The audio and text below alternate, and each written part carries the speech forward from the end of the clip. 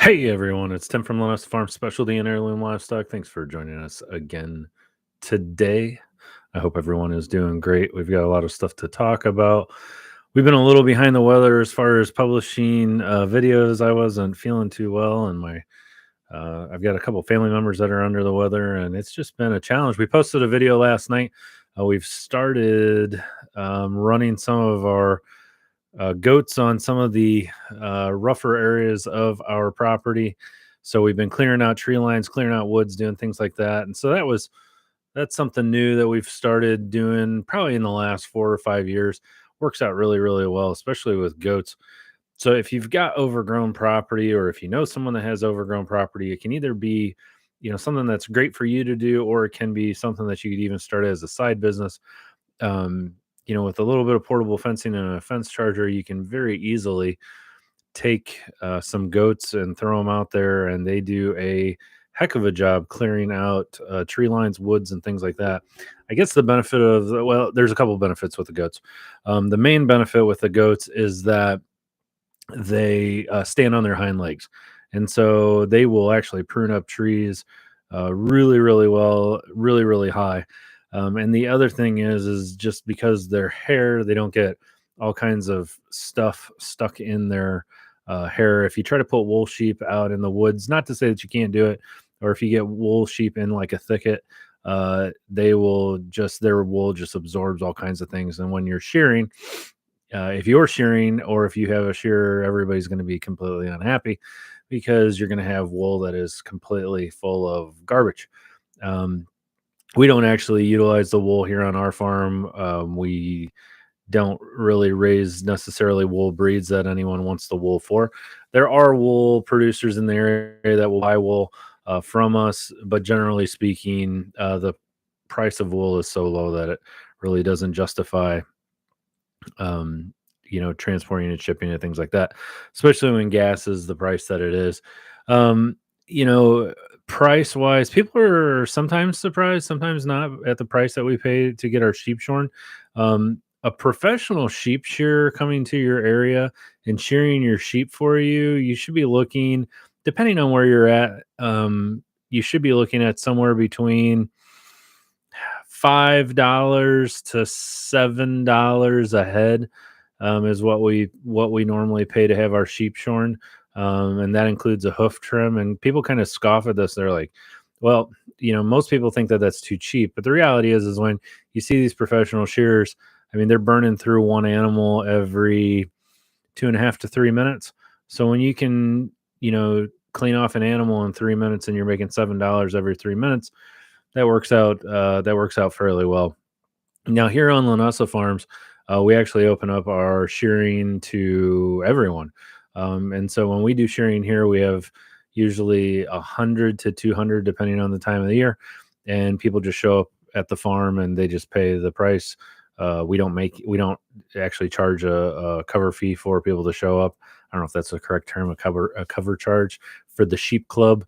We don't charge anything. It's just something that helps people out, because a lot of producers, and that's a lot of anxiety for producers, is they say, well, I don't want to get wool sheep because I don't want to shear them. And I understand that. And it's hard to find someone to come out and shear when you only have a couple. It's not worth their time, quote unquote, sometimes. So that can be a bit much. And to be honest with you, by the time you buy the shearing machine, you buy the combs and cutters and you learn how to do it, like you're into it for quite a bit of money. The first time you shear animals is the first couple times you shear animals, it's rough, and then you usually won't feel comfortable with it until you've done a few hundred head. And even then, you're still probably pretty bad at it. But you do get better with time. So we use Yankee Clippers shearing. They're actually out of Vermont, and once or twice a year they come out and come by our farm and do shearing for us. We're actually going to be doing, at least the plan is, we're going to be doing shearing school here at Linessa Farms this fall. We also have open house this fall. October 1st is our annual open house here at Linessa Farms, where we just kind of open the doors to everybody. Everybody's welcome. They can come in, look around, enjoy food and music and fun things like that. So that's something that you can partake in if you feel like making the trek to Indiana and you want to come hang out. Feel free to do that. Emmanuel's Promise Farm. Yeah, it looks easy and it's not. Yeah, that's an understatement. I'll tell you. You watch people shearing. The probably the most what's the word? The most disappointing thing when it comes to shearing is we have. If you've ever watched hand shearing overseas in New Zealand or Australia, they do hand shearing. And if you ever want to feel bad about yourself, you're just like, you're like, nothing can bring me down today. Oh, something can. Get yourself a pair of hand shears and try to hand shear sheep. And that dream will last for about 5 minutes and then it'll be over. Even with the electric shears, it is very, very challenging. And what a lot of people run into too is they cut and nick their animals. So Emmanuel's Promise Farm, it's nice to see you. Haven't heard from you or seen you in a while. I know some of you guys watch and you don't comment, so I completely get that. But so yeah, Cody Bear Ranch, yes. Dustin, hi Dustin, nice to see you. Do I put on my 1990s WWF cutoff wrestling shirt, drink beer, cry a little, and then go destroy your back for the day? Yes, yes, I do that. So we hire a professional. We hire a professional shearer to come out to do like the mass shearing for us. But when it comes to the animals for fair and for show and things like that, I do my own shearing and my own fitting. And between myself and my friend Wayne Belden, Wayne lives nearby me, and he's got 3 boys that are in 4-H, and I've got 2 daughters that show, and yeah, we usually go out there and just make a mess of things. And so, funny story also, I've got a daughter that for some reason, the sound of shears, like, so Lindy is a senior in high school. She's my middle daughter. And for some reason, the sound of shears or the sound of like a rake on concrete or anything like that makes her extremely nauseous. So I figured this out when she was in middle school. She was sitting there shearing with me, and I just look over and she's just on the ground. And I'm like, what the heck's going on? And at the time, I thought it was that she had just been overheated, but nah, it can be like 40, 50 degrees outside. And if she has to listen to shears run for more than about 15 minutes, she either gets completely nauseous and starts vomiting, or she gets lightheaded. It's very strange. But who knew? We're all different, I guess. So sorry to hear you had some dust in the family. Things it's been a heck of a couple of years, and right now things are getting a little nutty out there as far as prices are concerned. And so behind closed doors, we've been having a lot of conversations. I've been having a lot of conversations with producers all over the United States. I'm blessed to be in the position that I'm in because I have made friends with so many of you that live all over the United States. And I get to talk to a lot of you, and I have a lot of friends that are big producers and little producers. And, we've got friends anywhere from Washington State and Oregon State to like Dustin's in Ohio.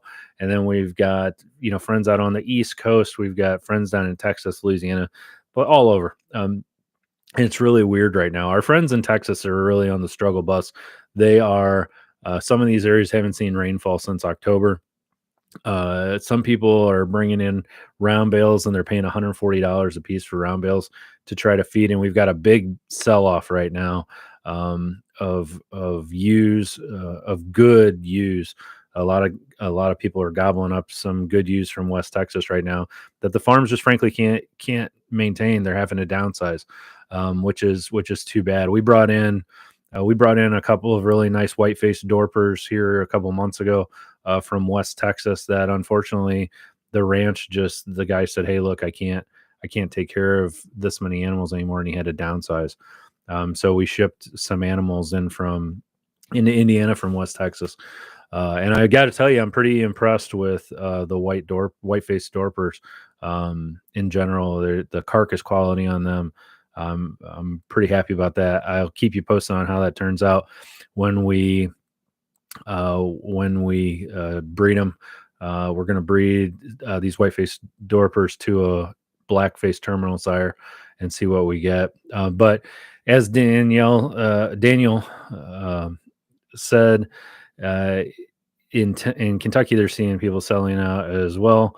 Um, and we're seeing it all over the United States. So here's the weird thing: prices um, prices aren't doing good. And so what do I mean by that? Well, prices are pretty much stagnant. We saw a little bit of a bump earlier this spring, and people kind of got hyperactive about that and said, "Oh, things are doing really well."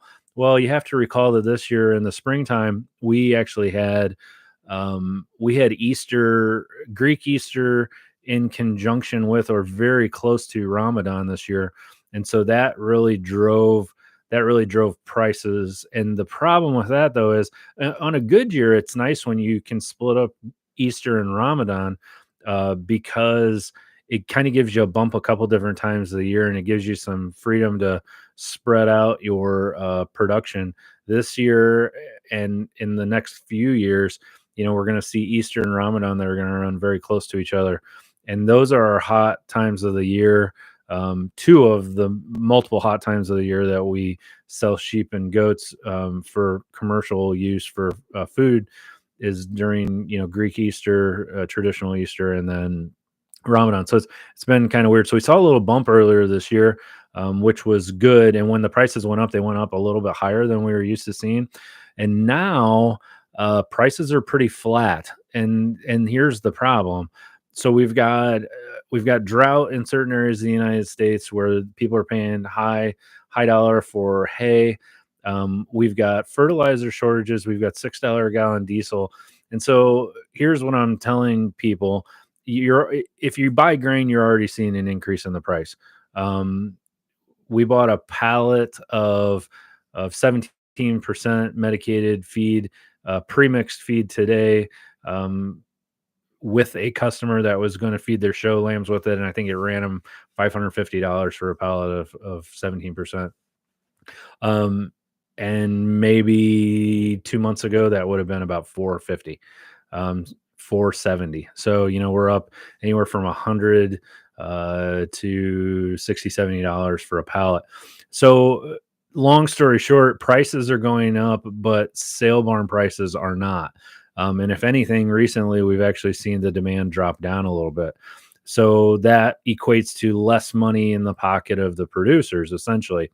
And so what we would normally tell people historically is, especially if you have a free range operation like we do here on Linessa Farms, we put our animals in dry lot during the winter months. We have our animals out on pasture during the 6 warm months of the year.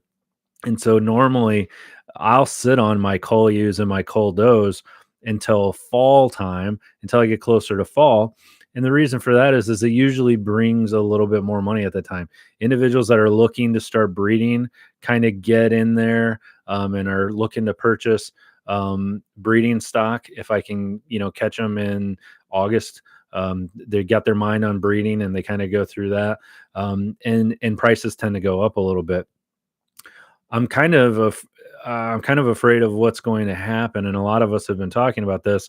A lot of us are getting rid of our cull ewes and our cull does earlier this year in anticipation that prices are going to continue to rise, and that demand is going to be more flat this fall. We're seeing so many people that are on the struggle bus and that are having to get out of animals, or at least downsize right now, that we're really worried that this fall demand's going to be flat, and the longer we hold on to these animals, the less we're going to actually get, which is kind of a bad place to be. But again, nobody has a crystal ball, and it's difficult to discern what's going to happen. But hopefully you can kind of follow that with me. We're seeing more animals being dumped in the market now, at least cull ewes. So that's adult ewes and cull does and adult does than we've seen in a number of years. That are hitting the market. It's driving the prices down. And so everybody's kind of looking at this like, oh crap, should I get rid of these animals now or should I not? So when you have an increase, in supply, prices tend to drop. So increase in supply uh, means demand isn't as high. People want them more when they can't get them.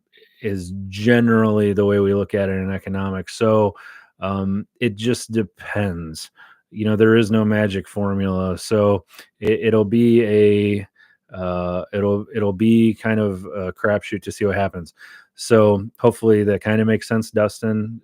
When you got tons on the market, and it's easy to find, you've got more competition, and it tends to drive prices down. Now, across the board, breeding stock has gone up. This year, breeding stock's gone up for years and years and years.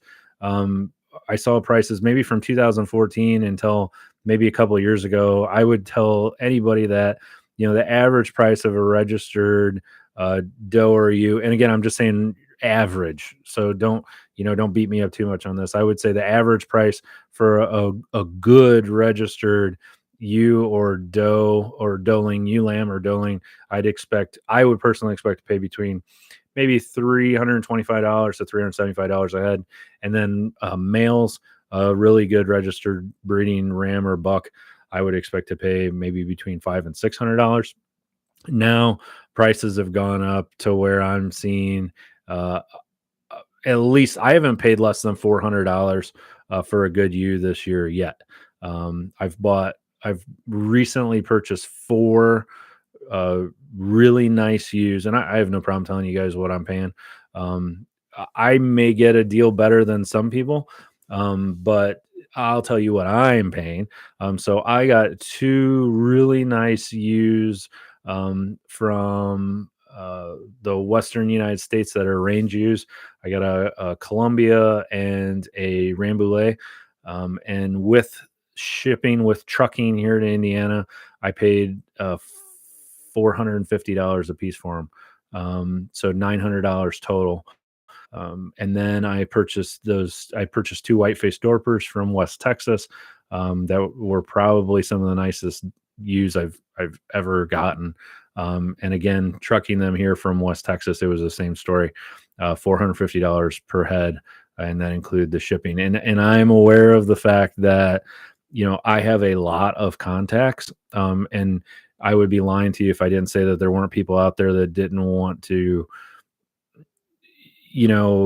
make me a deal, maybe a little bit more of a deal. But that's what we're looking at. So, Cheryl, refresh my memory. Where are you from? I've got it on slow response, so you can only make a statement every 60 seconds. I apologize. But when you get back on, when you hop back on here, remind me where you're from. So Cheryl is saying that does are 500 to 650 for a buck, or excuse me, 500 to 650 for a doe, and bucks are 600 to 800. And for those of you, Cody Bear Ranch, what are you guys seeing right now in Rock Springs, Texas? What are prices doing out there? I know, and for any of you, if you haven't already told us where you're from, just say, hey, this is where I'm at, and this is what prices are doing, and just kind of give everybody an idea. If you want to get like a quick glance market paper that tells you, like, no kidding, where the sheep and goat market is, Livestock Weekly. This is out of San Angelo, Texas, and I get this, and it is every week we get it. And it's just like at a glance, it just tells me what sales are doing in general, how things are looking. I would recommend getting it. You get an online, you can go to livestockweekly.com. It's $35 a year to get it. I don't, again, just to reiterate this, and you guys are probably getting tired of me saying this. We do not take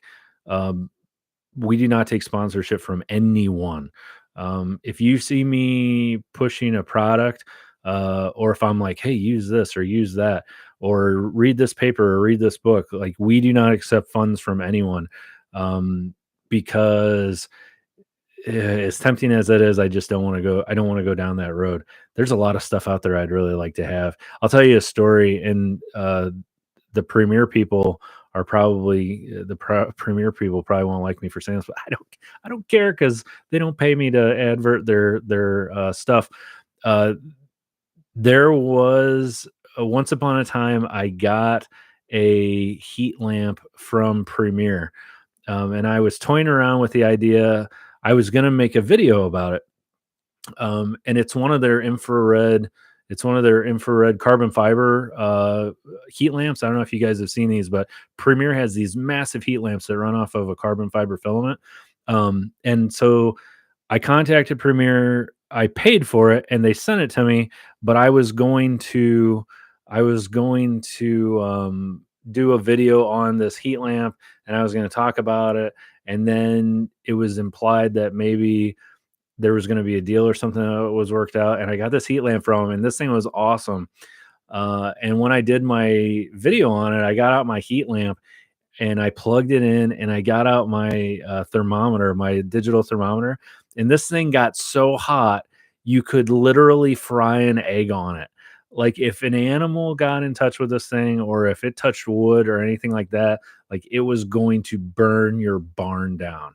And I was like, wow. I thought, man, if I sponsor this, or if I even tell somebody to get this, then there's going to be a lot of unhappy people. So that was the end of that. That ended before it even started. We never made the video. I recorded the entire video, and then by the end of the video, I was like, wow, this thing's garbage.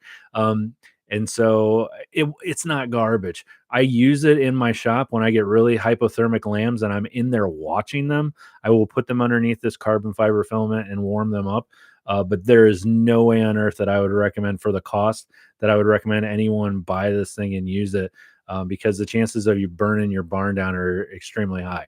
I really like the Premier one enclosed heat lamps. They're like a plastic housing.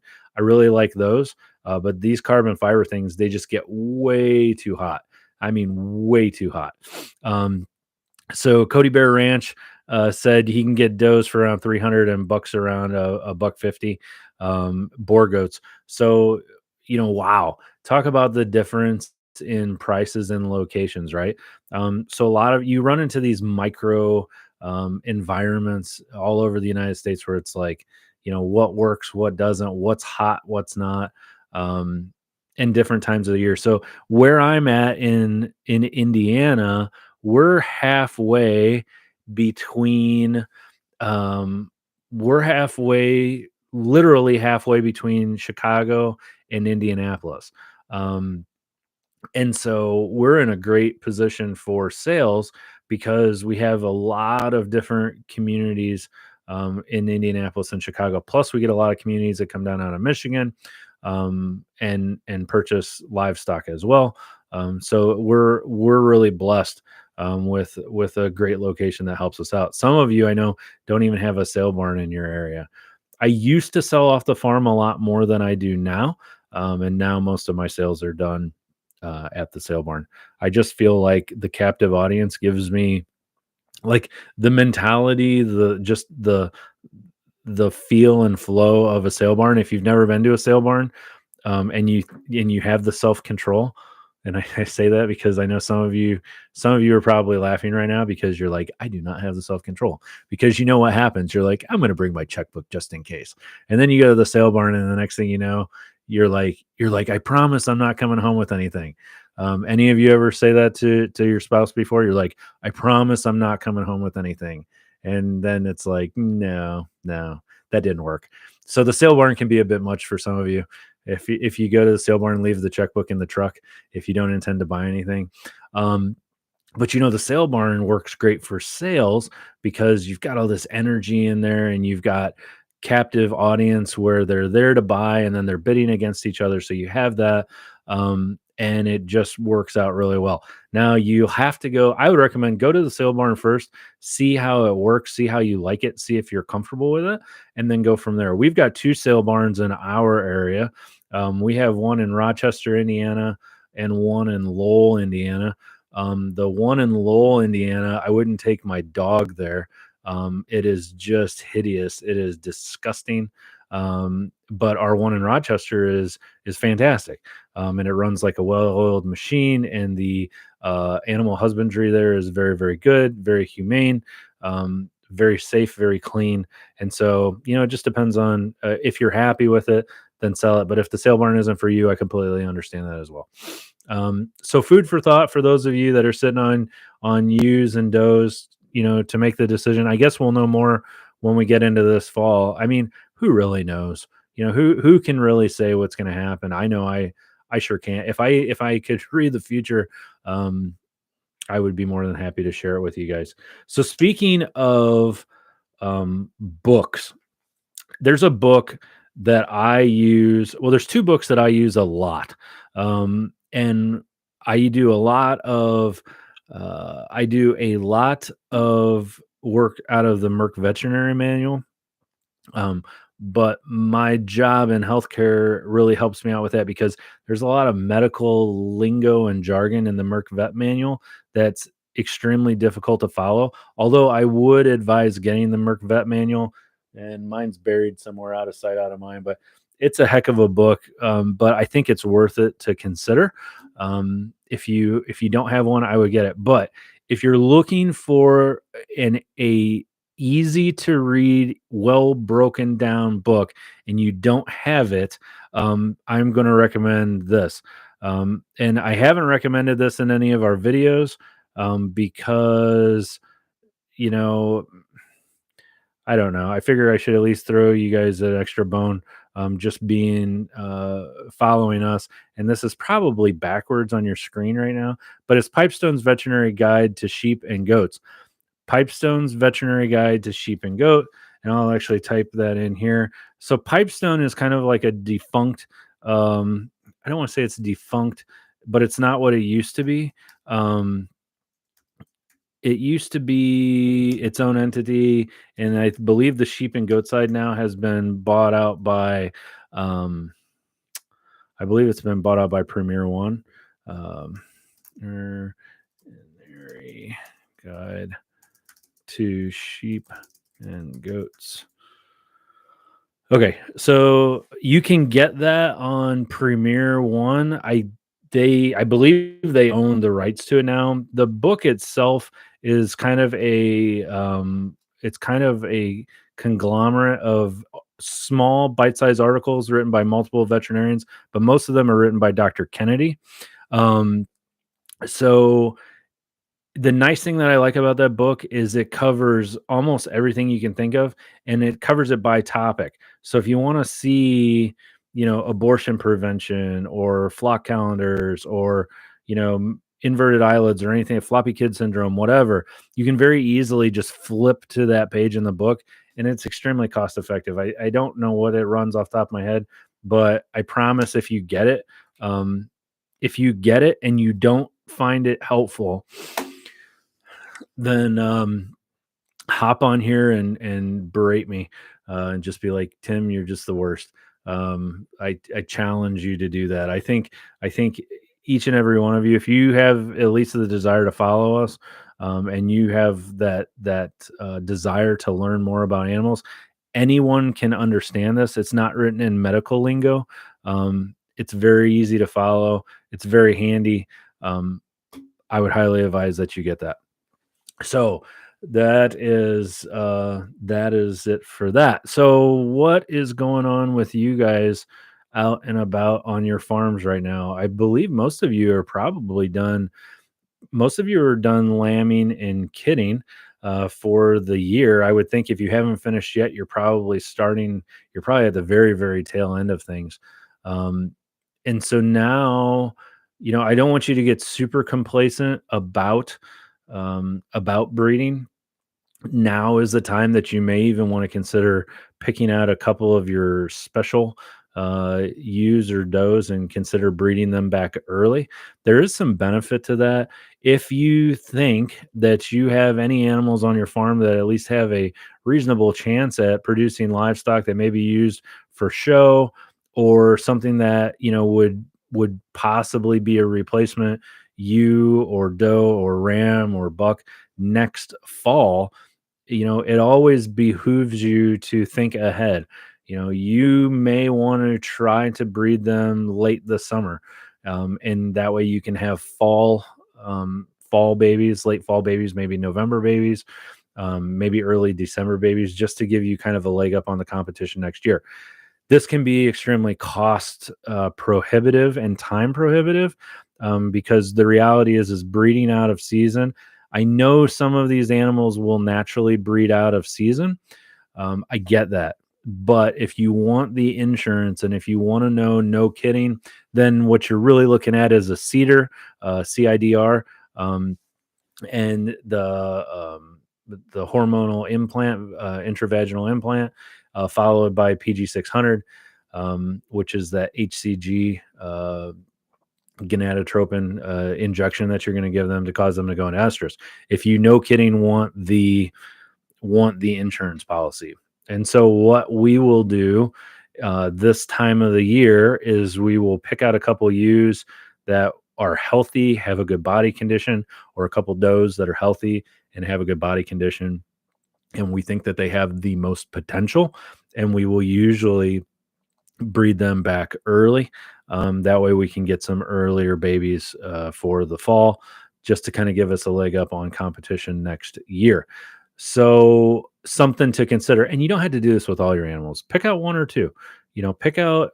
I think two is beneficial, but pick out a couple and try it and see how it works for you. Dustin says, wear gloves when you use cedars. My friend put them in and didn't wear gloves. Oh my goodness. Yeah. It's true. Yeah. We all do things that we shouldn't do. Yeah. If you're using medications in general, wear your gloves. I see people not wearing gloves, and when I was a kid, I was guilty of it too. I try really hard to wear gloves. But something for you to keep in mind. Gabrielle, hi Gabrielle. Why don't we ship to Puerto Rico? Oh, so talking about foundation feeds, why don't you ship to Puerto Rico? I know you want to get some stuff, but there's no shipping options. Yeah, so shipping outside of the continental United States and shipping to Canada is really expensive. But we can do it. So Gabrielle, if you want to send us an email, just go to Foundation Feed. Just go to Foundation Feed at I'm sorry, customer service at foundationfeed.com, and send me an email, and I can at least give you an option. I don't have a problem giving anybody an option with shipping. I'm more than happy to do that. But you may look at the price and just be like, yeah, no way. So let me know. So send us an email at customer service at linessafarms.com or customer service at foundationfeed.com. And I will get back with you. We'll get some prices together and we'll see where it goes. Conrad. Hi, Conrad. Oh, good question. So he found a company that talks about genetics. What are my thoughts on AI breeding as compared to natural breeding?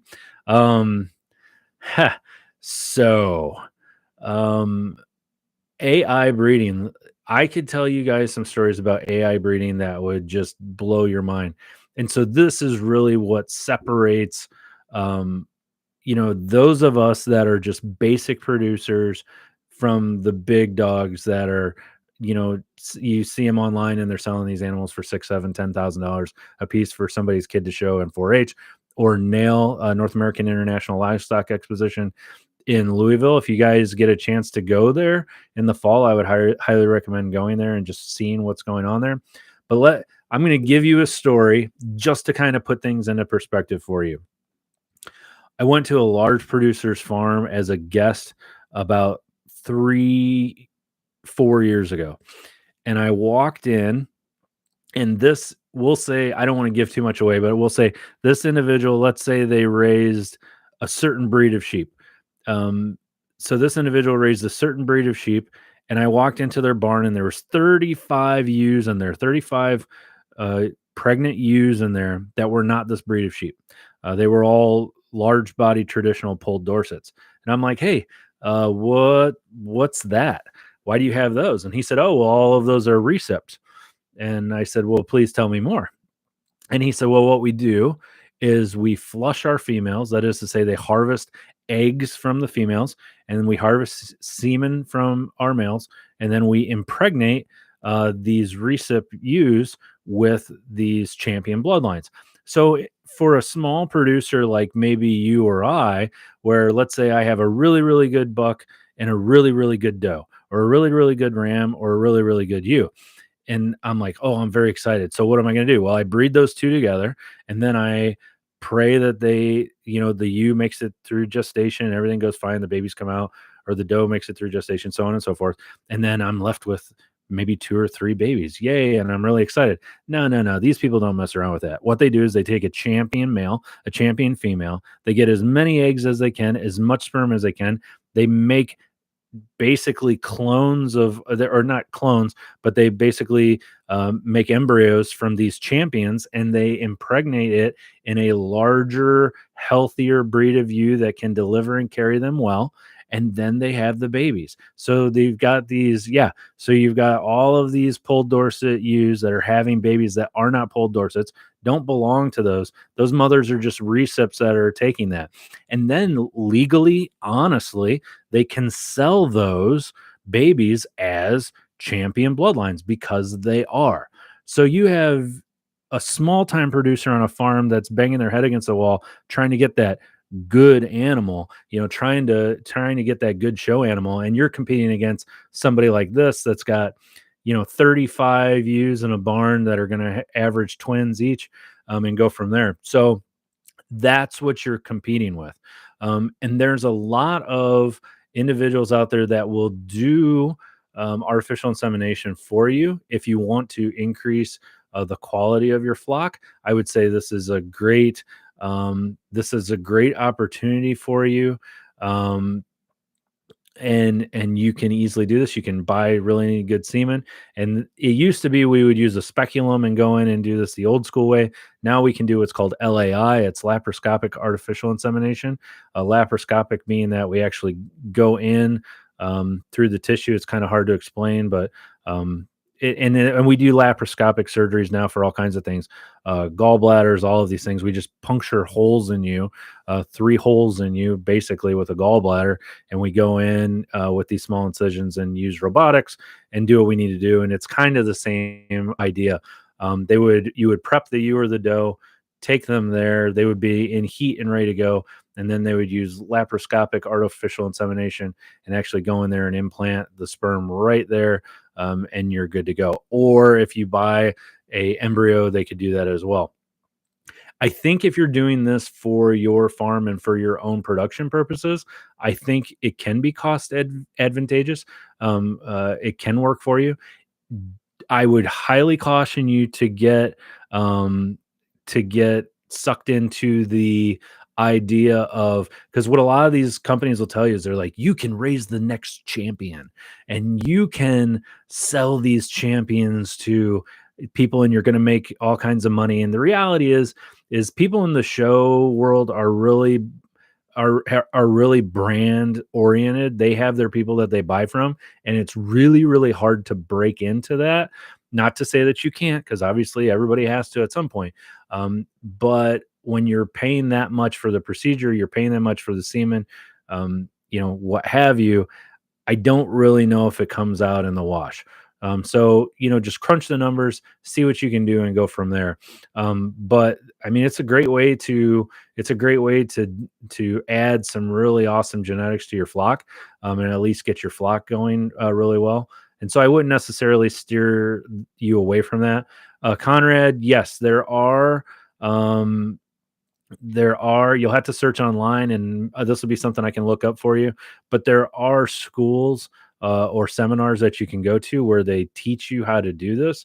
And they'll teach you how to do the speculum method, where you actually go in with the speculum and the straw, and you use the microscope and you do all that, and you do the artificial insemination. Now, I guess a word of caution also with the massive heat waves is you got to be cautious when you do your breeding in the summertime, because that first trimester is really dangerous times. And what'll end up happening is you can run into issues where you'll have those animals out on pasture. They get too hot and they basically just absorb the embryo. It's kind of like an abortive process, but it's more of just the heat, and they absorb it, and then they're just not pregnant anymore. So something that I would consider and keep your eye on. So we had a question here. about fescue toxicity, if most of your pasture is fescue, um, and how do we deal with that? Um, I am not, uh, I am not too up to speed with fescue toxicity. Um, I can tell you about grass tetany is something that I'm a little bit more up to speed with. So grass tetany occurs when the sheep are grazing on a lush or heavily fertilized pasture. So these fast growing plants have low levels of magnesium. And since ruminants store very little magnesium, they become deficient. Affected sheep and goats they'll show a stiff gait, abnormal coordination, convulsions, and may just be found dead. So successful treatment, if you see this grass tetany, is to administer 50 to 100 milliliters of magnesium containing solution like CMPK. Magnesium enemas are something that they used to do. They don't do it as much anymore. And then if you're feeding a free choice mineral, this is something that you can usually protect against. About 20% of the animals that are affected by this are actually in the lower 20% of the affected animal, or 20% of the animals affected are in the southern United States. So if you this is a again, long story short, this is a magnesium deficiency issue. And if you are offering free choice mineral that has a good free choice mineral for them, this should not be something that you necessarily need to worry about. We worry far more about bloat when turning our animals out on grass than we do grass tetany. But I have seen it. I've seen it more in goats than I have. When I see it start to manifest itself, I actually see it in my older male goats that are out on pasture in the spring. I don't know why they're more prone to it, but they are. The other weird thing that you may see, every once in a while you just see these things and you scratch your head and you think, where in the world did this come from? And the other thing that you may see uh, on pasture, depending on where you live in the United States, is a goiter due to a lack of iodine in their diet. And what you'll see, this looks much different than bottle jaw. For those of you that have seen bottle jaw, it's just under the chin and it's very soft and fleshy, and they kind of get a moon face. The goiter from lack of iodine is actually here on the throat. That's where that's where your thyroid is as well. It's kind of a butterfly shape, and it wraps around the front of your throat, and that's where it's at on these animals as well. And when they get a lack of iodine, they get what's called a goiter, and this thing starts to swell. And you'll see it every once in a blue moon. You'll see it, and when you see it, you'll know. And when you put your hands on it, it's going to feel a little bit more firm. And again, that's due to a lack of iodine. So what you do in the short term to correct this is you get yourself a foam brush, and you dip it in iodine, and you paint that animal in a place where there, is no hair or no wool. So where in the world would this be? Well, on your goats, it's going to be under the tail. If you notice, where's the one spot on the goat that has skin and no hair? And it's on the bottom side of the tail. So if we see a goiter in a goat, that's where we'll paint them. We just paint them with iodine. Just take that foam tip brush and paint the bottom of their tail with iodine, just like you're painting the side of a barn. And do that once a day for 3 or 4 days, and the goiter will just go away. And then you need to be like, yeah, I wasn't giving them enough mineral, and then start feeding them mineral. Same thing with the lambs. If you get it in lambs, I don't think I've ever had it in lambs. I think I've only had it in goats. You can paint their armpit area if you've docked them super close, or you can paint them on that fleshy area by the rectum if you have it there as well. So hopefully that answered your question. The cedars and the PG 600, you can buy that over the counter. You can still purchase that from Premier One. It's something that you can pick up for breeding your animals. And really, if you're going to be doing artificial insemination, either traditional or laparoscopic, you're going to need to give these animals some kind of medication to time them, because ultimately ovulation is the key. You have to get these animals when they're ready to go. Usually with the cedars, we put the cedars in. 7 days later, we pull the cedar, give them a shot of PG 600, and then we will normally see them breeding the very next day. So within 24 to 48 hours. Not to say that it always will take, or not to say that it always will happen. And you will notice that certain breeds tend to breed better out of season than others. Blackface wool sheep tend to not breed well out of season. Hair sheep tend to breed better out of season. And I would say whiteface sheep, as far as whiteface wool breeds, if you want one that'll breed well out of season, Pulled Dorsets are a good option, or a Pulled Dorset cross. And I believe Polypay is another good option as well. So with that being said, I'm trying to think if there's anything else that we can talk about today.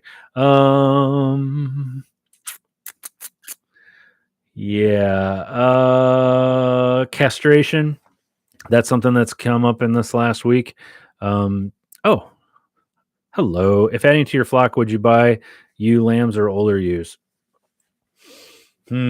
This is a tough question. So you can win or you can lose either way. So the question is, if you're adding to your flock, do you bring in older females or younger females?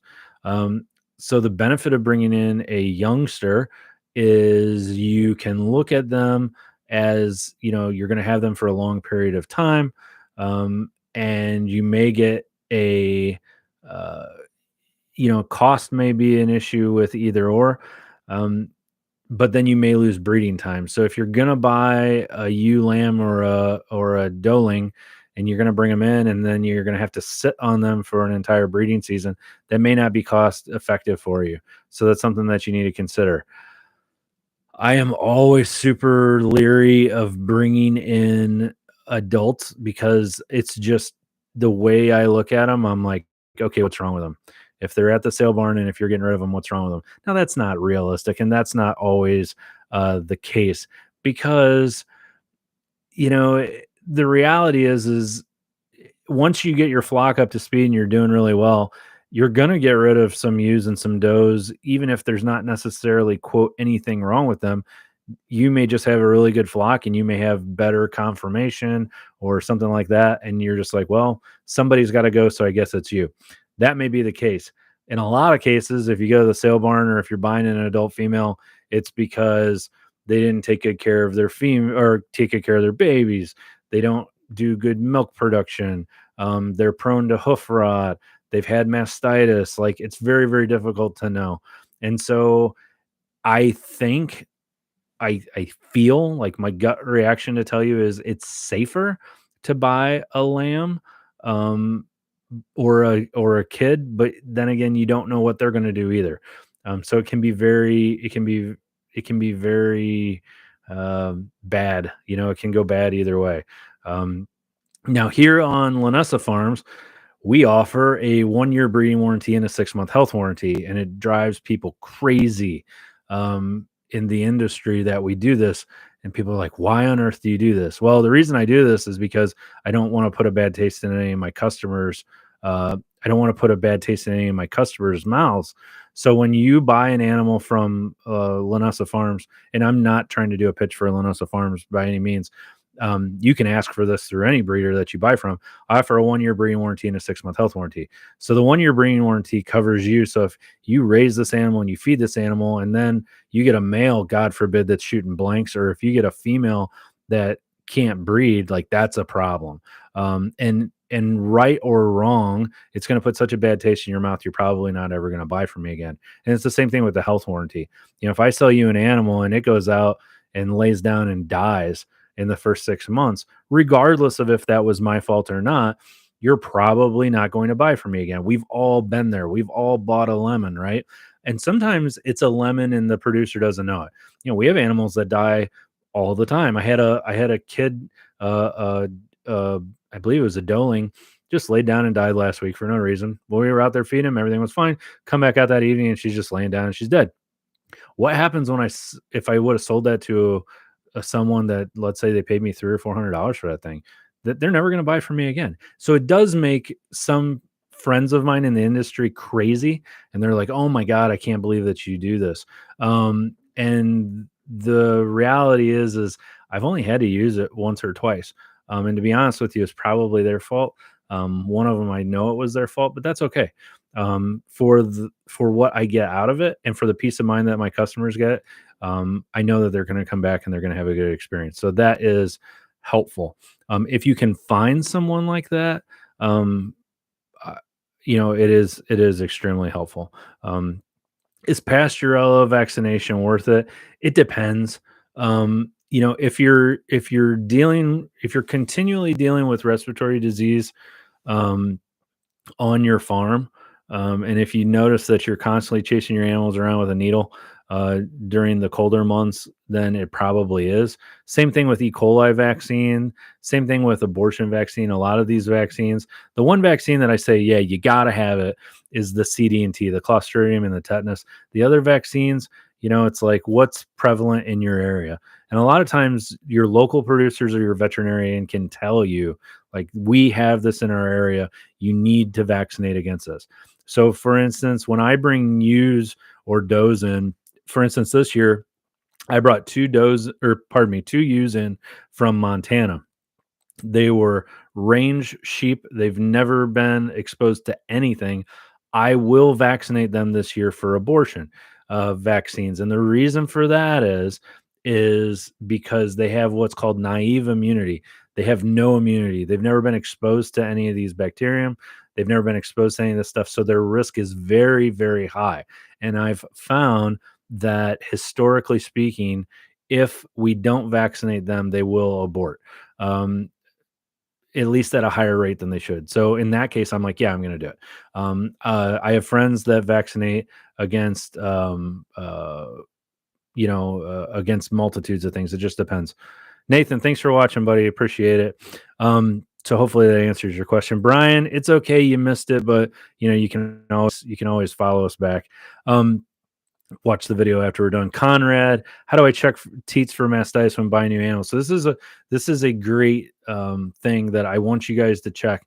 And we've been over this before, but you can't go over this enough. If you're buying a ewe or a doe that is older, if it's been through a breeding cycle, there's I would tell you to ask questions, but the reality is you got to use your eyes, you got to use your hands, because unfortunately, in some cases, people will just tell you what they want you to hear. So what I want you to do is I want you to feel the bag of the ewe or the doe. Squeeze each side of the bag gently, palpate the bag, feel it. If you feel any hard lumps in that bag on either side, it's a no sale. You're done. If you feel any kind of what we would call like a granuloma, like a calcified mass in there, I don't care if it's soft, if it's hard, if you feel a mass in either side of the bags of that animal, that's a no sale. The other thing that I want you to look for is their mouth, and I want you to check their bite. Make sure that they don't have an overbite, that their bite isn't off, that they don't have parrot mouth or anything like that. That will carry through into the babies. Ideally, we really want to know if they had any kind of like milk fever or anything like that. But again, you're at the mercy of the person selling the animal. And if they're trying to sell it to you for breeding stock, they're probably not going to tell you if they had problems with the breeding. You can ask for medical records. Some people will give it to you, some people won't. So we would want to look and see, like, how many babies they've had in the past, if they raised them, if the babies lived. But yeah, just feel the bags. You'll feel it. And some of them, for no fault of their own, as they age, you will get these masses in their bags. Even if you dry them out correctly and you do everything right. And that's up to you if you want to hold them. I had a ewe that I really enjoyed a few years ago. And she was old, and we were just going to let her retire here anyways. And I didn't have it in my heart to let her go. And she had a mass in one of her bags. And every year it got a little bit worse. And then eventually she got to where she couldn't feed out of one side. And then if you really like them, you can just retire them and keep them. But if not, you need to sell them. So in the feet, I'm looking for pigeon toes, especially when I look at the back feet when they walk. Are they knee knocking, or do they got cow hocks? Do their toes point together? Do they walk within their own step? So when you watch a good sheep or a good goat walk, if you go to the show arena is a great place to see this happen. Or if you just stand back and watch your animals over the fence, pick one of your best looking animals, and you can tell some of them just walk pretty. Like they're just fun to watch walk. They have a very nice, clean gait to them. And what you'll notice is when that back foot comes forward, it lands in almost the exact same spot where that front foot was at. So if the right front foot is up and off the ground and that back right foot is coming forward, you'll notice that it's almost stepping in that exact same spot. And that's just a general visualization that that animal has a good clean gait. The other thing you'll want to see, other than toes pointing together, toes pointing out, hip width, things like that, you may want to look at them and just see how do they carry themselves when they're walking. Is their head bobbing up and down every time they walk, or does their head stay nice and flat and they seem to kind of glide when they walk? That is another thing that you can look for, just generally speaking, when you look at that. Emmanuel's Promise Farm, if you guys haven't checked out Emmanuel's Promise Farm on YouTube, they've got some good videos on there. Check them out. Yes, very important. We actually got one, had the first birth. One side was bad and did not recover. Yep. And people will do that to you. Like they'll just sell them. They'll be like, oh yeah, here you go, buy my animal. And they know darn well when they're selling it to you that it's got problems. And that's too bad. Because it goes back to what we've always talked about with salesmanship is you can make a little bit of money off someone for a lifetime, or you can make a lot of money off somebody once. And it's not worth it. It's because your reputation is everything. You can burn your reputation to where people don't follow you, people don't listen to you, and it's not worth it. If the people that are buying from you don't trust you, or if the people that you care about don't believe you when you say you're going to do something, that's just that's as bad as it gets, as far as I'm concerned. Dustin, who are you breeding your Ile-de-France against? Are you using them to produce out of season breeders? So we have an Ile-de-France male. He is a good breeder that we don't breed very much anymore. He's actually here at the farm right now.